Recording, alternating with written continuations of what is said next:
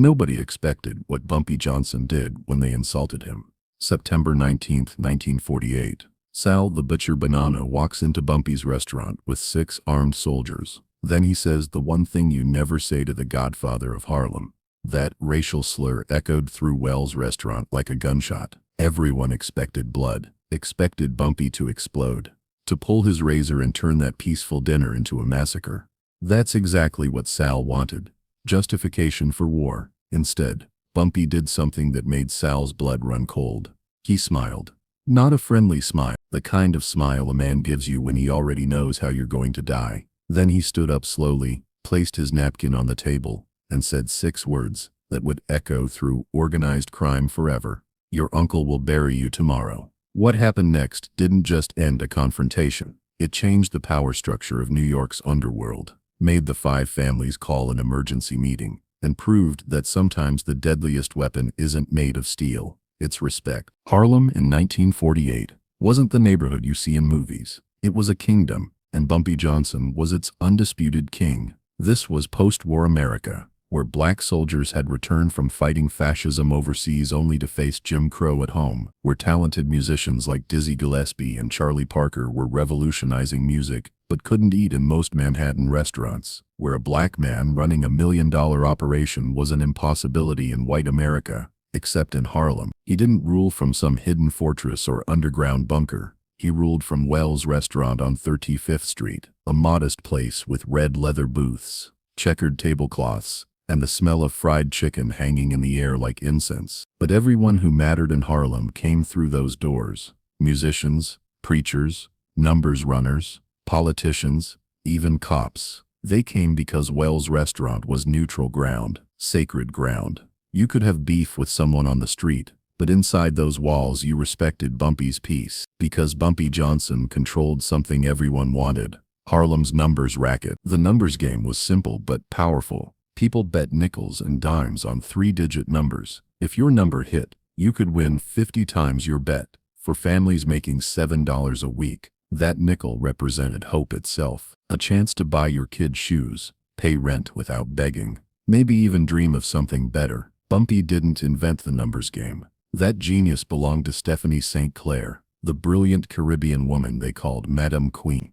She'd built an empire from nothing in the 1920s until Dutch Schultz and the Italian mob tried to destroy her. That's when she went to Bumpy in 1932. "Protect my operation," she told him, "and I'll make you the most powerful man in Harlem." Bumpy kept that promise. By 1948, he controlled every numbers bank in Harlem. Millions flowed through his hands annually. But Bumpy wasn't just another gangster with a gun. He was a strategist, a protector, a man who understood that real power came from the people, not from fear. When white landlords tried to evict black families, Bumpy made sure they found better deals elsewhere. When corrupt cops hassled local businesses, those cops discovered their patrol routes had mysteriously changed. When young men got arrested on trumped-up charges, bail money appeared like magic. And the Italians, they hated it. In their world, black men didn't run empires. They worked for them. They couldn't understand how one man had built such loyalty, such unwavering respect from an entire community. Frank Costello tried to negotiate. Bumpy refused. Vito Genovese sent threats. Bumpy ignored them. Joe Bonanno? He decided to send his nephew Sal the Butcher Bonanno to handle the Harlem problem once and for all. September 19th, 1948, 8:47 p.m. Wells' restaurant was packed. 40 people, maybe more. Dizzy Gillespie's Manteca played on the jukebox. Cigarette smoke curled toward the ceiling like ghosts of better times. Bumpy Johnson sat in his usual corner booth, the one with clear views of both doors and the kitchen. Always watching, always ready. His wife Mamie sat across from him, elegant and poised, the kind of woman who could silence a room just by walking into it. Bumpy was eating his usual ribeye steak, medium rare, cut with the same methodical precision he applied to everything. No wasted motion, no unnecessary drama. That's when the door opened. Sal Bonanno walked in first, 6'2", 230 pounds of muscle, wrapped in a tailored suit. They called him the Butcher because of what he'd done to a Brooklyn bookie who tried to skim money from a Bonanno card game. They found pieces of that man in 4 different boroughs. Behind Sal came his crew, 6 men, all armed. You could see the bulges under their jackets. They didn't try to hide it. That was the point. These weren't street thugs. These were professional killers. Tommy the Hook Castellano, who'd strangled 3 men with his bare hands in Brooklyn. Mickey 9 Lives. Romano, who'd survived 4 assassination attempts and killed everyone who tried. Johnny the Hammer DeMarco, fresh out of Sing Sing for armed robbery. And 3 younger soldiers, hungry to prove themselves, eager to spill blood for respect. Combined, they'd killed more men than most people had met. The restaurant noticed immediately. Conversations stopped mid-sentence. Forks froze halfway to mouths. Even the jukebox seemed to get quieter, as if it sensed impending violence. Sal walked straight to Bumpy's table, didn't ask permission, didn't wait for an invitation, just stood there looking down at Bumpy like he was something stuck to the bottom of his shoe. "Bumpy Johnson," Sal said, loud enough for everyone to hear, "we need to talk." Bumpy didn't look up, just kept cutting his steak with slow, precise movements. The knife made soft scraping sounds against the porcelain plate. "I'm eating," Bumpy said quietly. Sal smiled, not a friendly smile, the kind of smile a bully gives you before taking your lunch money. "Yeah, I can see that. Nice restaurant you got here. Real quaint. But here's the thing, Bumpy, my Uncle Joe's got a problem. See, he thinks it's time for Harlem to get with the program. The numbers game, that's Italian business now. Always should have been." Bumpy still didn't look up, but Mamie did. She stared at Sal with the kind of cold contempt that could freeze blood. Sal continued, his voice growing louder, more confident. "So here's how this works. You step aside, hand over your operation. We'll give you a taste. 10% for your trouble. You can keep your little restaurant, play the big man for your people. But the real money, that stays with us, where it belongs." The entire restaurant held its breath. Nobody moved. Nobody spoke. Bumpy set down his knife, picked up his napkin, and dabbed the corners of his mouth. Then he looked up at Sal for the first time. His eyes were calm. Too calm. "That's a generous offer," Bumpy said evenly, "but I'm going to have to decline." Sal's smile disappeared. "You're making a mistake. I've made a lot of mistakes in my life. This ain't one of them." That's when Sal said it. The word. The slur. The one thing you never say to a black man in his own establishment, in front of his wife, in front of his people. "Listen." The fork Mamie was holding hit her plate with a sharp clink. The sound echoed like a gunshot. The entire restaurant went dead silent, not the kind of silence where people pause to listen, but the kind where everyone's deciding if they'll see tomorrow. Bumpy's expression didn't change, didn't flinch, didn't show anger, but everyone in that restaurant who knew him, everyone who understood what Bumpy Johnson was capable of, felt their blood turn to ice, because Bumpy Johnson, sitting perfectly still, was more dangerous than most men in motion. Bumpy's right hand moved slowly, reached into his vest pocket. Sal's 6 bodyguards tensed, hands moving toward their weapons, but Bumpy didn't pull a gun. He pulled out his razor, the same straight razor he'd carried since he was 16, the one he'd used to carve his reputation into the flesh of men who'd underestimated him. 7 inches of Sheffield steel,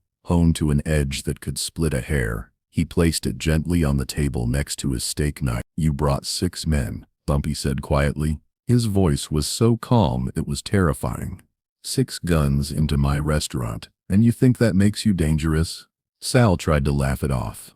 "I think it makes me smart." "No," Bumpy said. "It makes you ignorant." He stood up slowly, folded his napkin with the same precision he'd used to cut his steak, and placed it on the table. The 6 bodyguards reached for their weapons.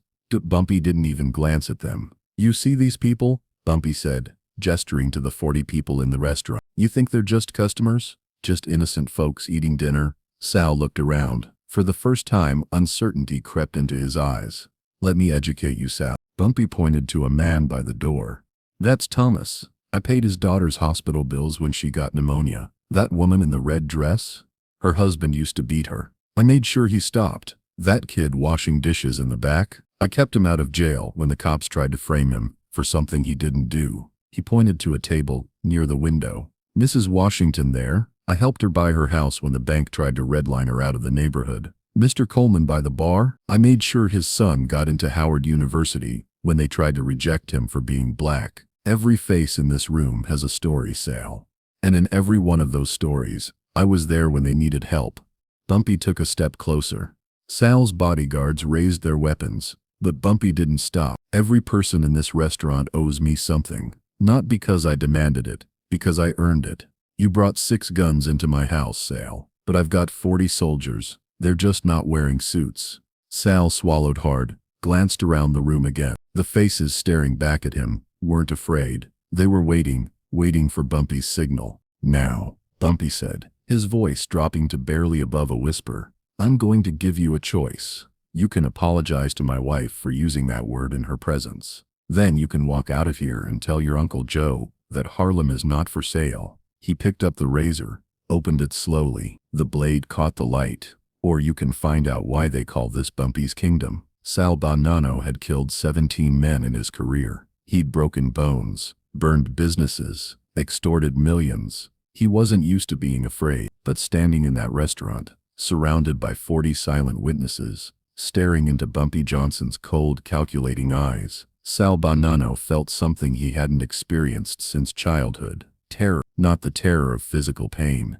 the terror of realizing you've miscalculated badly, and there's no way out. Bumpy smiled. That same knowing smile from earlier, the one that said he already knew how this story ended. Then Bumpy Johnson said 6 words. 6 words that would echo through the criminal underworld for decades. Your uncle will bury you tomorrow. The words hung in the air like smoke. Sal's face went pale. What? You heard me, Bumpy said calmly. You walked into my restaurant, disrespected me, disrespected my wife, disrespected my people, and you think you're walking out of here. Sal's bodyguards raised their guns fully now, all 6 aimed at Bumpy. Bumpy didn't even blink. You can shoot me, Bumpy said, and maybe you'll kill me, but the moment you pull those triggers, 40 people in this room will tear you apart. And even if you make it out, even if you somehow fight your way through that door, you think you're making it out of Harlem alive? He gestured toward the window. This is my city, Sal. Every block, every corner, every alley, you're already dead. You just don't know it yet. The silence was absolute. You could hear the clock on the wall ticking, the hum of the refrigerator in the kitchen. Someone's breath shallow and quick. Sal's hand was shaking. Just barely, but it was shaking. That's when Bumpy gave him the mercy he didn't deserve. Or, Bumpy said softly, you can apologize to my wife. Walk out of here, and never come back. Tell your uncle that if he wants Harlem, he can come himself, but he better bring more than 6 men. For 10 seconds, nobody moved. 10 seconds. That felt like 10 years. Then Sal Bonanno lowered his weapon. His crew looked at him in shock, but Sal wasn't looking at them. He was looking at Mame. Mrs. Johnson, Sal said, his voice barely audible. I apologize. That word, I shouldn't have said it. Mame didn't respond, just stared at him, with those cold, unforgiving eyes. Sal backed away slowly. His crew followed, weapons still out but lowered now. They moved toward the door like men walking away from a bomb they'd accidentally triggered. When Sal reached the door, he turned back one last time. This isn't over, Bumpy. Bumpy sat back down, picked up his fork, and cut another piece of steak. Yes, it is, Bumpy said without looking up. You just don't know it yet. Sal and his crew left. The door swung shut behind them. For a moment the restaurant stayed silent. Then someone started clapping. Slow at first, then faster. Then everyone was clapping, standing cheering. Bumpy Johnson had just stared down 6 armed mobsters, without firing a single shot. Mamie reached across the table and squeezed his hand. You didn't have to do that, she said softly. Yes, I did, Bumpy replied. Respect is everything. You lose that, you lose everything. Sal Bonanno left Harlem that night. He never came back. 3 days later, the 5 families held an emergency meeting in Manhattan. Joe Bonanno wanted revenge. He wanted Harlem. He wanted Bumpy Johnson dead. But Frank Costello, the man who really ran New York's underworld, said something that changed everything. Bumpy Johnson runs Harlem because Harlem wants him to. We try to take it by force. We start a war. We can't win. Not because we can't kill him, because we can't kill 40,000 people who'll die for him. Leave Harlem alone. And they did. From that night forward, the Italian mob never tried to take over Harlem's numbers game again. They made deals. They negotiated. They showed respect. Because Bumpy Johnson had taught them something they'd forgotten. Power isn't just about guns and money. It's about loyalty. It's about earning the respect of people who don't have to give it to you. The story of that night spread through New York's underworld like wildfire. Not just what Bumpy said, but how he'd said it. 6 words that carried more weight than any threat, any gun, any show of force. Professional killers who'd never backed down from anyone started crossing the street when they saw Bumpy coming, not out of fear, but out of respect. Sal Bonanno died in 1952. Heart attack. Some said natural causes. Others whispered that Bumpy had a long memory and patient methods. The truth was, Sal never recovered from that night in Wells' restaurant. He'd been broken, humiliated in front of witnesses. His reputation in the mob world never recovered. Nobody knows for sure what killed him, but everyone agreed on one thing. After facing Bumpy Johnson, Sal was never the same man. But here's what we do know. After that night in September 1948, nobody ever disrespected Bumpy Johnson in his own restaurant again. That razor he placed on the table, he never had to use it. Because sometimes the most dangerous weapon a man has isn't made of steel. It's the love of his people. September 19th, 1948. The night 6 words changed organized crime forever. The night Bumpy Johnson proved that dignity isn't negotiable, respect can't be bought, and sometimes the bravest thing you can do is stand up for what's right, even when you're outnumbered 6-1. Your uncle will bury you tomorrow. 6 words that made the Mafia never return.